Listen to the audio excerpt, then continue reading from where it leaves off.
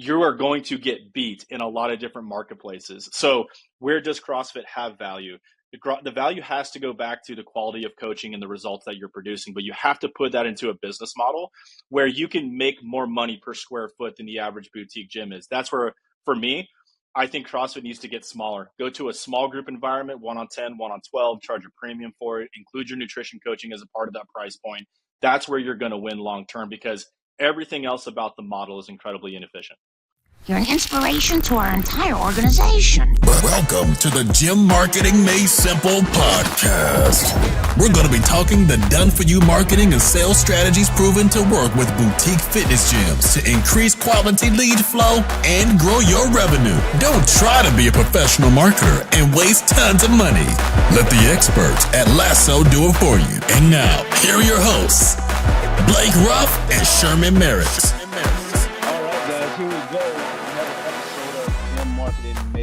Simple with Blake, Sherman, and today we have our guy Tommy on here, Tommy Allen from District 8H. Tommy, thanks for hanging out with us again. Yes, sir. All right, guys, so let's sort of jump right into it. Blake, I'm gonna let you kick it off, and then let's just jump into it. Let's not waste a lot of time.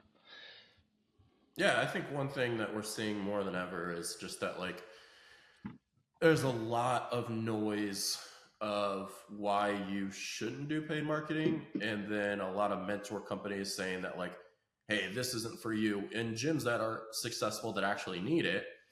Or on the flip side, people coming to us and then very frustrated because we're the financial cost, and then them not having enough profit to like grow, or the systems and processes, right? That they're like, I need leads, and sometimes, yes, that's like a huge thing. Yes, you need leads. And we're going to let Tommy, as the numbers guy, dive into like when this is a good thing, when this is a bad thing. So you can listen to this episode and be like, that's for me and that's not for me. And I would even take this and like dissect this podcast and then use it for your gym, and then be like, who is the person that I actually serve? So like this, this podcast will come out after, but we just went to like Fort Worth with a bunch of we have a Pinnacle group that's $30,000 and over. I'm going to go through and write out who is the exact person for that group, and then let the gym owners dissect, okay, how did we come to that? What's the tagline? And then who is the person for my gym? And then you can start speaking clearly to the person that you want in the gym. And then that way it's very clear who is and who is not for you. So by any means, we're not saying that like we don't want to help everybody. We just know the most successful people that are going to be with Lasso, just like you should know the most successful people that come to your gym, so you can advertise more to those people. Because if you say, like I say this in like, let's just use the analogy of like an ad. If I say attention dog owners, that's very vague. But if I say attention Rottweiler owners, Sherman's probably going to buy it. And I'm looking. So because it grabbed his attention, because that, and like, hey, attention Rottweiler owners, that your dog just bit the vet. That would be Sherman's dog. They'd be like, hey, do you want to learn how to not do that? And here's this dog training course on how to work on that, even though he has a dog trainer. Or here's something, right? He's going to be intrigued by that because I'm being specific on who you're for. So that's what this episode is for. But also it's for just people that are like, hey, I've been thinking about this. Is it a good time to do it? Is it not a good time? And the last thing I'll say is like, if you listen to this and you're like, hey, I fit that mold, like book a call with us, because we've had people that have worked with, and I'm not putting down other mentor companies. Our best clients have built the foundation through a mentor company and then came to us because we can just amplify their message and pour gas on the fire. But if you're still wasting money and stuck, our best clients are ones that they say it all the time. I'm stuck at my revenue and I'm not growing, and I'm losing the same amount that I'm bringing in. And you listen to that and that fits you, just that little saying, book a call with us and don't wait longer. Go ahead, Tommy. It's your show now. Okay. Yeah. So like, to give listeners some context, right? So like my gym struggled a lot, in the early stages between like that $15,000 to $20,000 range. And, you sign up for some mentorship companies, you learn some lessons, you build your toolbox, and that allowed me to scale to, 40 to 41,000 reoccurring. Ran into the same issue, had to figure out, okay, what's the next best lever to pull? And all of it came from a place of me just having clarity on what it is I'm trying to do with my business. And I think a lot of times when I'm talking to clients and, you're working with different mentorship companies, or you're watching a lot of ads, like stuff like that, they just give this blanket advice of like, here's why you shouldn't do paid ads, or this is why you should only do this strategy, or like, this is the best thing that's for you. And what I don't like about blanket advice is it doesn't respect where the business owner is at in their business, because at different stages of where I struggled with my business, I needed different tools in that stage that allowed me to grow the fastest. Okay. So, whether you're working with Best Hour of the Day, with Two Brain, with you're here with us at Lasso, like, if you ever have someone that just gives you blanket advice on like, this is what's best for you and this is how we apply it to all types of business owners, you should pause and ask the question of whether or not that's actually true. Because in my experience, these mentorship companies, these different, like, they take you so far, and then you're going to get to this place where you're like, I need to surround myself with a different group of people in order to get my business to the next stage. That's just the honest truth. And so when we think about, the first place I always like to start with clients is, where are you trying to get your business to? Because it's easy for a mentorship company or anybody to give advice and say, hey, this is the tool you need right now to move your business. But that only applies to business owners who have particular goals for what they're trying to do with their business. And I'll give you some very basic like examples, right? If you're just trying to be an owner operator for the rest of your life, you just love coaching, you see yourself on the floor, like, you're not passionate about managing people, maybe you have like a small team, there's a different set of strategies that are going to allow your gym to grow in different models that allow you to get to that goal. Okay. If you're somebody that's like, I want to kind of be semi-absentee, I want to start to build like a team, and I don't have to be so committed to the floor all the time, I want to be seen more as an outside investor owner versus on the floor operator, that's a different model that requires a different set of tools, that requires a different set of advice in order to get your business to that stage. And then if you're trying to be like some of our franchisee owners, myself, other clients in the Pinnacle group, where you're like, I'm really trying to insulate myself from the business to where I have this thing that can grow without me, and I'm providing more high level CEO type of mentorship to my team, but I am not getting pulled back into the day-to-day if one of my GMs decides to up and leave. If you're trying to get your business to that stage, again, requires a different set of tools to get you to that stage. So when do you need paid marketing, or what strategies do you need at different stages of your business?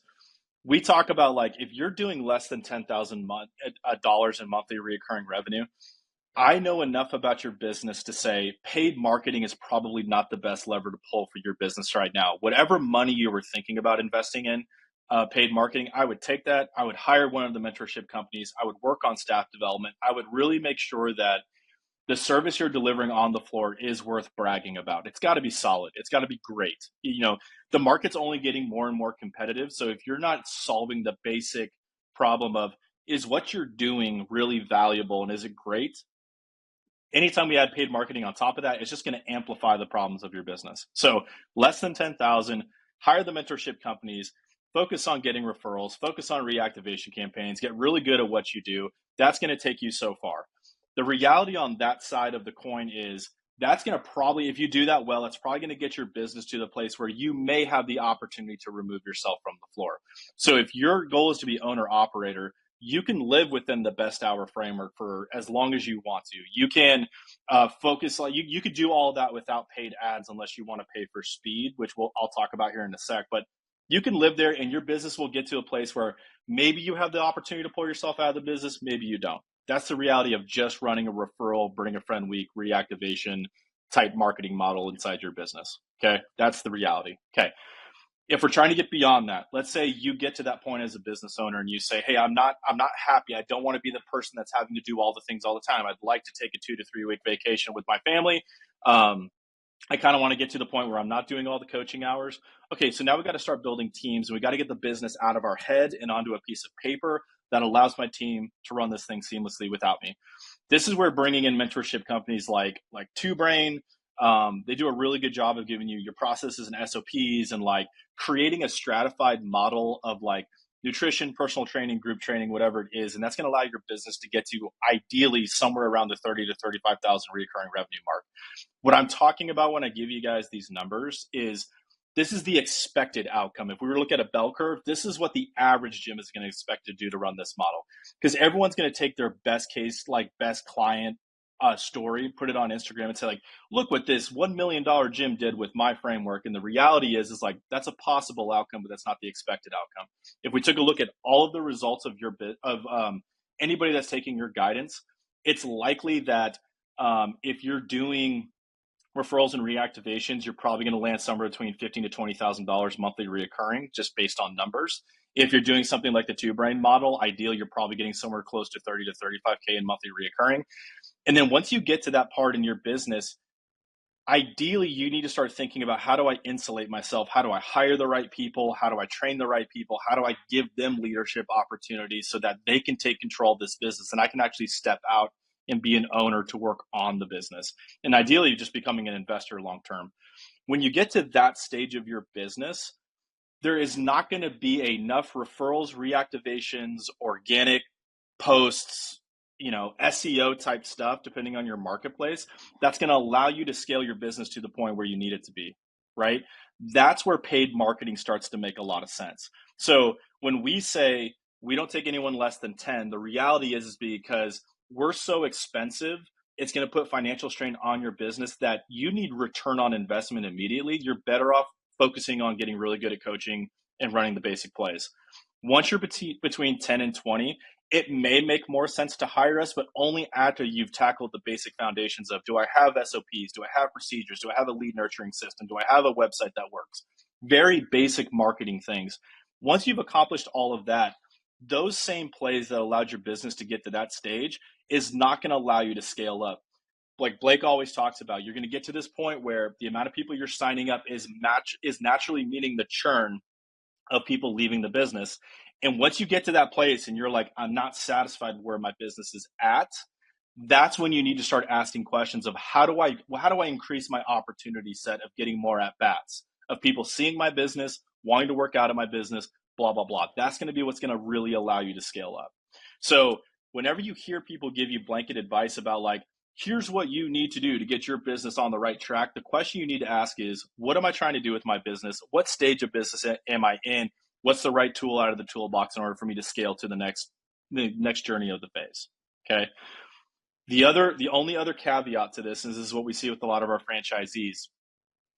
If you are coming in with a growth mindset, you have a end model in mind where you're like, it's going to be 300 members. I'm going to be averaging $60,000 monthly recurring, and I want to get there within the next 2 years. And you have working capital to spend. You could also use paid advertising to pay for speed, because what the franchise has already given you is the SOPs, is the foundation, is like the playbook on how to run this thing. You don't have to create it, and they're just paying for speed. That's like when we were on our Midwest call with the CrossFit affiliates, I'm like, that's where they're going to beat us every time. It's not because it's a better product. They're just moving faster than we are.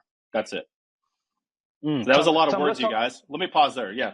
Yeah. Let's talk about this a little bit, because I started my gym 2011, 10. Okay. It was different. And I think a lot of people that are still in the game, they're like, well, I started mine because I do believe back, if you got in early enough, you could get away with starting your gym and just having enough people where you get 200-300 members, right? And Correct. But even doing that, you were one of the top guys. You were one of the top girls. But now, like you just told us the other day, I can't remember. You remember more than me. You talked about a franchise. I can't remember who, but the amount of money they spent up front and then ongoing. There is no way for us to beat them if we're not playing the same game, right? Like you said, they're gonna sprint past us out of the gate, and we'll never catch up with just emails and bring a friends and take them a gift basket. Like that is not going to work. Do you remember those numbers? Who was that? What franchise? Yeah, that's the Yard Gym, originally based out of Australia. They're starting to sell franchises in the United States. A woman based out of San Antonio was opening up 2 locations at the same time. She spent $30,000 on marketing over a 3-month time span, and she opened up both locations 200 plus members. So she had 400 members within 3 months out of the gates. Now, Sherman, I'll say this. Your gym probably had fitter people in there, meaning the product you were producing probably produced better fitness. She's going to beat you on the business side 10 out of 10 times just based on speed. So Yeah, it's not, I always want to clarify that because it's not to say it's a better product. What I'm correct. saying is it's a great product, but they're thinking about it in terms of aggressive growth and they're just getting eyeballs on their business first. So if I know what CrossFit is and I'm like, cool, that's what I want, I'm going to find Sherman's gym. The average consumer who doesn't know, like once you've exhausted that population of people, they're not going to see Sherman's business. They're going to see everyone else's business who's outspending him in the marketplace. That's just the reality of it. And if it looks and feels like CrossFit, does 60 to 80% of what CrossFit can do, minus the gymnastics and Olympic weightlifting, that's hard to compete against Yeah, at the end of the day. I agree. Like I tell everyone, like my gym, when I had my gym, the most members that we got up to was about 135, and we did about 35K, right? So that's pretty good. However, I was sort of at like max capacity with the model I was running, right? Like Yeah. I couldn't do more, blah blah blah, and then that's what found me sort of disinterested. I was like, I'm gonna do something, but if your goal is to really go next level, I think like you're saying, depending on where you are, you're gonna have to do different things, right? And I think a lot of people they're just sort of stuck doing the same things over and over and just saying, okay, well, like I'm gonna make it work. I'm gonna work harder. I'm gonna get more people in the door. I'm gonna walk around town. I'm gonna put orange bicycles around the town like Orange Theory did. Like some of that stuff works at set times, but we're talking about consistently growing your business from a way that we can depend on. I feel like, I mean, paid marketing is the way to go. I mean, companies have been doing it forever. That's the reason Nike, Reebok, I mean, everyone does it. But for some reason, I feel like the micro gym industry is just so behind. But again, I feel like our franchises, they're starting to catch up, and they're catching up fast. And I do believe some of our CrossFit affiliates will be left behind, whether that's because of finances or mindset. Yeah. Two biggest things working against a CrossFit gym in 2025.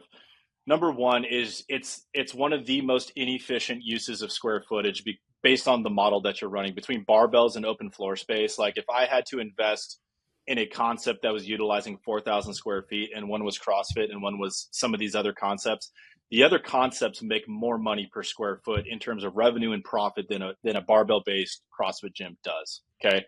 The other thing working against it is because I think CrossFit kind of set the standard of like, this is what can exist in the functional training space. We have everything from really complicated high end stuff to like some very basic things. What the franchise world has figured out is how do we take 60 to 80% of the things that are scalable and easy accessible to the average person and remove the stuff that like is fun to do, but is not necessary. And let's just really focusing on building a model around that. So you take those two things of like, you don't need a higher skill set in terms of coaching. It's more accessible to the average person and it makes more money per square foot. You are going to get beat in a lot of different marketplaces. So where does CrossFit have value? The value has to go back to the quality of coaching and the results that you're producing, but you have to put that into a business model where you can make more money per square foot than the average boutique gym is. That's where, for me, I think CrossFit needs to get smaller. Go to a small group environment, 1 on 10, 1 on 12, charge a premium for it, include your nutrition coaching as a part of that price point. That's where you're going to win long term because everything else about the model is incredibly inefficient. I think one thing that, I've been thinking about is that like CrossFit's been around for a while now, right? Like, not to say it's like run its course, but it's not the cool new shiny thing anymore, right? Like people want the newer thing, and let's be honest, they don't want to work as hard, right? Like, why do you think like Ozempic and all that stuff is so rampant is because people want the easier solution. AKA, they don't want to go in and I don't want to be in the fetal position when I finish ran anymore, right? Like, you might think that your methodology and your results are better, yes, but to the consumer, they showing up and enjoying the workout is better for them, right? So what I'm saying is, for the average consumer, they understand what CrossFit is now. If you aren't marketing, you are going to reach way less people when you're not marketing. And then other franchises like OTF, F45, Metabolic, The Yard that are advertising. Like I actually really loved Orange Theory's commercial. I think came right after the Super Bowl. They had the grandfather, they had the mom that just had, like, they're showing that they're for everybody, right? Now, granted, you could say, well, if you're for everybody, you're for nobody, but their workouts are for everybody, right? Like they can get everybody in there very quickly. And just like we were talking on the free trial, you can't throw somebody in, and tell me I use this analogy, was in Hawaii. Imagine somebody comes in your gym and like I had to do 7 minutes of that open workout, 7 minutes of burpees. Somebody shows up for that, they're never going to come back. Now, granted, that could have been a good workout for them, but it wasn't fun. It wasn't enjoyable. These workouts are enjoyable. So you have to figure out, it's all about experience. Like at the end of the day, unless you're just, hey, I am for the former athlete that wants to kill himself every single day in the gym. That is a very small audience segment that, like, I get it. And we had John Goodman on here. I would disagree though, that you're not going to ever grow to where you're going to need to be, because that person that is that fit, like Sherman, can go open his garage gym. They can buy the equipment and then because they know they can do it on their own. They have the discipline, they have the accountability. They probably, are, let's be honest, people that work out really hard probably are successful because they're probably determined in other areas of their life. They can go do everything on their own. Why do you think Peloton got so huge all of a sudden? And then people started coming back. But like for myself, like, dude, I'm good with like my pull-up bar, my tonal, and the few things downstairs and my stepper. Like, I don't need anything else. And so I think that you have to start reaching broader audience that is more scalable workouts to compete. Like you said, when you went to the Yard, like it wasn't a great workout, but it was. And here's the thing, if you watch the Yard's like videos, you would think every single person is there is like fit and like, going on the beach when they got done or something. Right. But it wasn't like that. But the advertising is to that client because people want to be like that. Right. So it just proves that those people want to be like that. So I think you have to change who you're for. Yeah, and really thinking about, because I noticed like a lot from CrossFit HQ, they're still putting this messaging out of like empowered community, solving chronic health problems. We are the leaders in fighting preventative diseases and stuff like that. But here's the question I want people to ask is, does CrossFit have a monopoly on solving those problems with their methodology? And the answer is no. Like, you can solve those problems, community, fighting chronic disease, all those things, in these other concepts that exist that are highly accessible, more profitable, and they're beating you just based on their marketing budget. So the things that we're trying to say are unique and what we honestly love, and probably why all three of us originally fell in love with the methodology, CrossFit doesn't have a monopoly on being able to solve those problems. So to Blake's point, how do you get those people to come to your gym? How do you solve their problems better versus other concepts that are out there? And the reality is like, yeah, like in order to compete, you have to do marketing spend. Now, that's not to say, again, going back to how this conversation started, if you're the $8,000 monthly recurring gym, you got to solve that problem today. No. Get good at really good coaching and really good, like just deliver the basics of your business. But you will get to the point where to step into that arena, you got to start acting like you're ready for that arena, right? Like I always talked about, Blake and I are baseball players. There's a huge difference between AAA baseball and making it to the show, right? And when you step into the show, it's time to start acting like you belong at the show, right? So depending on where you're at with your business, guys, like I don't want to give blanket advice in terms of this is what you need right now. What I'm saying is like based on experience and based on doing this for a very, very long time, there's probably things that are going to move your business further and better return on your money. Sometimes it's paid ads, sometimes it's not. But if someone's just telling you to do the same thing, regardless of what stage of business you're in, they're not giving you good advice, or they're not telling what the trade-off is of moving outside of that model. So for example, if you're an owner operator and you love being on the gym, the reality is you need to figure out a way to cash flow that thing into building a retirement plan for you, because you probably won't have an asset that you're going to be able to sell. That's the reality of the situation you're in. So like just understand, depending on what advice is being given, hey, all you need is 100 members and charge this much, and then you could be happy and all this stuff. What they're not telling you is like, yeah, but in 10 to 20 years, when you're trying to get out of this thing, this is how this is impacting you down the road by not thinking about getting your business to a place where it's an actual asset that you can sell and have like a nice exit from. That's not happening in these discussions. It's like these pretending, hey, like, let's just amplify, like, this is why CrossFit's cool, or let's just amplify, hey, this is why SOPs are cool, but like, we're not having the conversation of here's the trade-offs of you staying stuck in that stage of business and not applying the right tools to get you to the next stage of business, so to speak. So I get really passionate about this stuff because I've lived it, and I know what it's like to say like, oh, this sucks, this isn't going to work. How do I fix this? So anyway, what else you guys got? What do you want, Jamo? No, that's Let's good. keep Like I moving. like that. No, I like that because I think that like my gym, like I talked about, like it was like I had a quote unquote successful gym, and then when I started looking at selling, right, it was just too much of a hassle. I had a couple people that probably would have bought it, but then I was like, this isn't going to work. So I was just like, you know what? The amount of money I'm gonna make, I bet I can sell all of my equipment and make just about the same and not have to deal with all of this stuff. So that's what I Yeah. did, and the people thought like it's so funny. People thought I was crazy. Some people thought I was sick because I'm shutting down this gym that's profitable, yes, but it wasn't. It just wasn't what I dreamed of when I thought I would exit. Right? When I thought I would exit, I was like, someone's gonna jump in, they're gonna pay me X amount, it's gonna be good. And then when I got into it, I was like, like this is not it. I even had a guy that he didn't know anything about CrossFit, right? He was sort of looking at it from an investor standpoint. Um, and like he said some things I was like, yeah, like he's exactly right, right? Like he's gonna have to come in here and work. And like his wife was like, well, I really didn't want to have to, you know, work in the business. And I was just like, oh yeah, you're definitely gonna have to work in the business.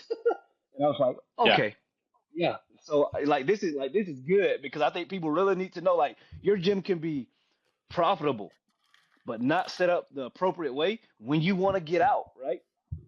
You won't be able to exit. And again, if that's not a major issue, that's okay, right? Like I was in a unique position where I had something else on the side, i.e. Lasso, that was doing great. So I wasn't dependent on any of that cash at all. But if you work for 20 years in your gym, and let's just say it's successful and you make a good living those 20 years, but when you want to exit, right? Because now, hey, I need to sort of cash this out and get a payday, and you not being able to get one, that's a bad thing. That's a bad thing. Let me put a bow on top of that, Sherman, because we've had a couple of Slack channel messages about the investor mindset. So let me speak to that real quick, you guys. So like I've gone through the process of trying to acquire other locations, and the thing you got to remember is like from an investor standpoint, the question we're asking is, I am buying profit. I'm buying cash flow from the business. Am I doing that, or am I buying myself a job? If you're an owner operator, somebody is basically just buying themselves a job. That's not worth anything outside of like the small amount of profit and the depreciated equipment that it's worth. Okay. If you're maybe in Sherman's like boat where it's like single location, has actually removed himself from the business, there is a valuation you can attach to it, but we're not talking millions of dollars because Sherman put 13 years of sweat equity into it. It's like it's going to be 1 to 2x a multiple of what your operating income is. So like just take your net income or operating income, times that by like 1, 2, or 3 multiple. That's going to be the worth of the business. It's not a huge exit, but it might be like okay. But most investors who are looking to buy concepts, they're not looking for single locations because it's a very unpredictable, unreliable business model. To Sherman's point, he was probably I'm losing one employee away from being back into the business and coaching stuff. And investors do not want to do that. They want something that runs on its own. So that's why they typically go to franchisees or multi-locations, right? Because it's a lot more stable business model. You have a much higher exit on your way out.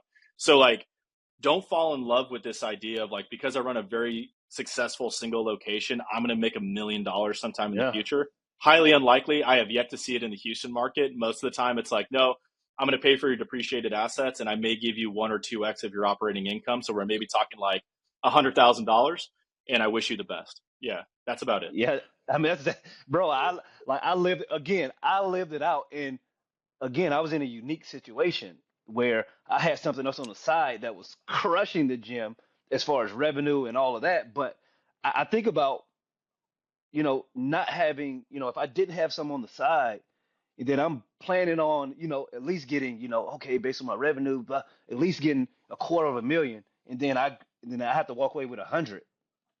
Man, I want to hurt someone. Yeah. Yeah, that hurts. That hurts. It's especially when it's an emotional buy. Like, that's a very hard thing to learn, that your business isn't worth as much as you think it is, just because you feel like you worked hard. Feelings don't matter in business. Like, not really. It's like, no, your income statement is your report card on how well you're doing, and that's what everything is going to be based off of. Unfortunately, it's not like, hey, I got C's in college, but I felt like I should have got A's. That means I need to go to Harvard. That's not how that works, right? Like, so, so to kind of wrap this up, like, beware of the echo chambers that you're in and the advice that you're given, depending on where you're at in your business and where you're trying to get to. So if I was to lay out like bullet points, get very clear on what it is you're trying to do with your life. What is this business meaning to support to you in your life? Based on that, where are you currently at in your stage of business? Is it less than 10K, between 10 and 20, or beyond 20, beyond 30? Where are we at? Based on that, that's when we can get more tactical with what's the right lever to pull to get you to the next phase of business as quickly as possible. It could mean paid ads. It could be mentorship companies. It could be getting better at coaching. Could be all those things, right? But don't just take it blanket advice at face value and say, oh, these people understand my needs and know what I'm doing. It's highly unlikely. They're just trying to put you into a box and say, hey, it's easier for me to scale my company if I just give everybody the same advice. Of course it is, but that's not necessarily what's best for the consumer, or in this case, the gym owner. So that's how I'd kind of wrap this up. All right, good. Guys, we're going to end it right there. We're giving you a lot to think about, talk about for this podcast to your favorite mentor, having to reach out to us. We'll get on the podcast and anyone to chop it up, talk about it. We want to see the community crush it. So guys, as always, tell a friend to tune in, and we will chat with you guys next week. Yeah. Thank you for listening to the Gym Marketing Made Simple podcast with Blake Ruff and Sherman Merricks. We hope you enjoy. We believe marketing should increase revenue and not waste money. So book your free call today. Head on over to lassoframework.com. That's lassoframework.com and find the right words, get more customers, and increase your revenue. We'll see you here next time.